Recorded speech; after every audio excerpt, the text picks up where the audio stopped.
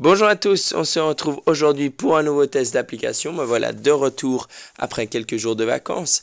Désolé pour ma voix, j'ai fait la fête durant 6 jours et donc elle a morflé un tout petit peu, mais ça va aller quand même. Alors, aujourd'hui je vous présente OneTap QuickBar, qui est une application très récente, qui est vraiment géniale, que je vais vous montrer tout de suite. Voilà, donc ici vous avez donc l'écran de démarrage. Vous allez donc cliquer sur New en bas. Et en fait, cette application va vous permettre de créer des barres de raccourcis dans votre barre de notification système. Alors, je vais vous montrer tout de suite en quoi ça consiste. Vous avez premièrement le design, c'est-à-dire que vous allez pouvoir choisir à peu près tout au niveau de l'affichage de ces raccourcis. Alors déjà, le fond de cette barre de raccourcis.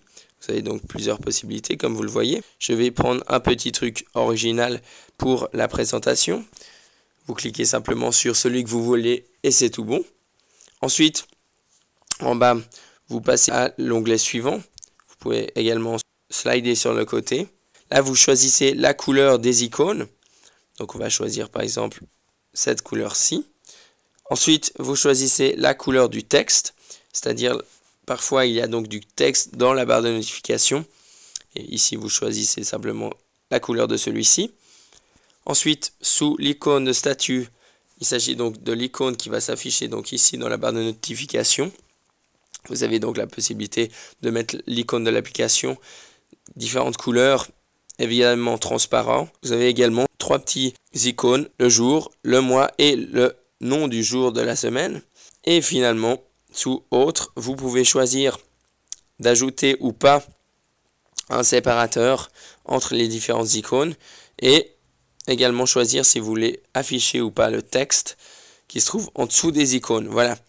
Ensuite, maintenant, on passe au plus concret. Sous l'onglet Items, vous avez donc la possibilité d'ajouter sur cette première page tous les raccourcis qu'on pourra dire système, c'est-à-dire tout ce qui est connexion, la luminosité, le GPS, le gestionnaire d'application, les infos de la batterie, le volume, etc.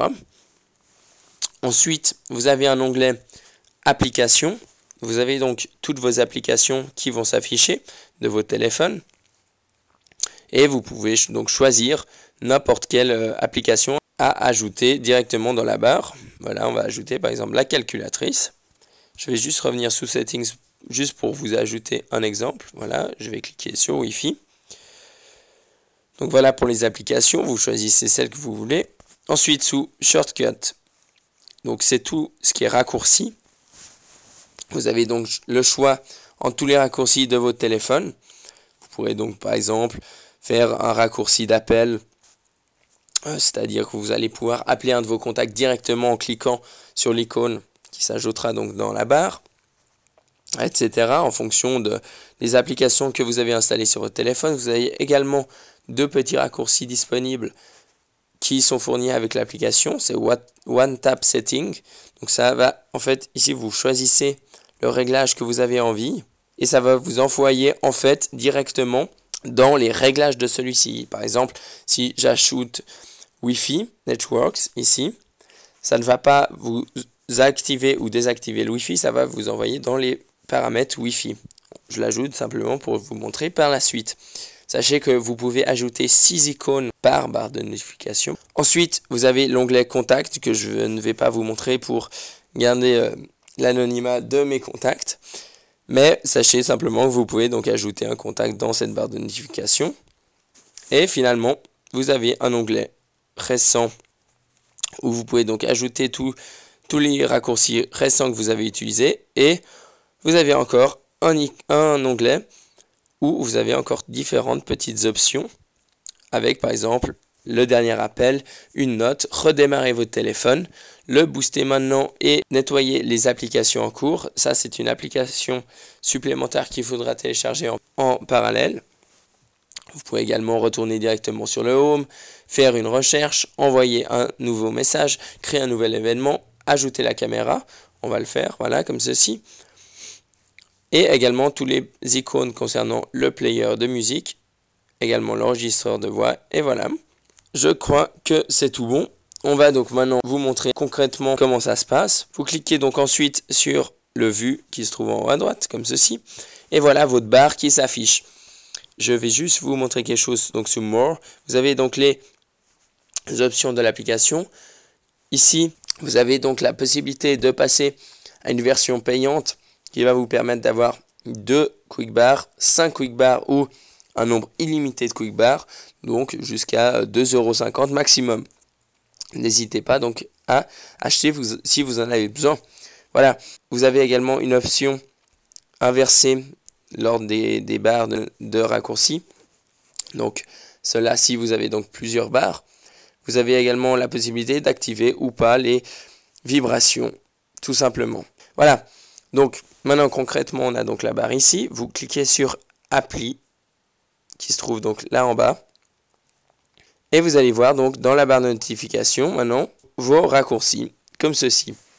Donc juste pour vous montrer que ça fonctionne très bien. Je clique là, vous voyez le Wi-Fi qui vient de se désactiver. Je reclique et le Wi-Fi s'active.